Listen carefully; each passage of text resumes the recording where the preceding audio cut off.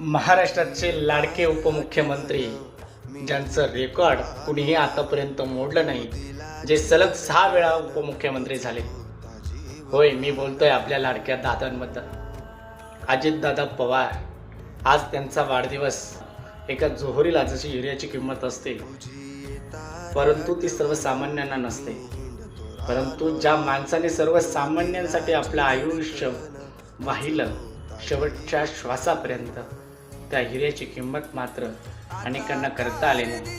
सिंधुताई सपकाळ यांचं एक वाक्य होतं की या महाराष्ट्राच्या मातीमध्ये जर मोठं व्हायचं असेल तर माणसाला मरावं लागतं. 1959 रोजी अशा या कोहिनूराचा जन्म आपल्या या महाराष्ट्राच्या नगर जिल्ह्यातील देवळाली प्रवरा या ठिकाणी झाला.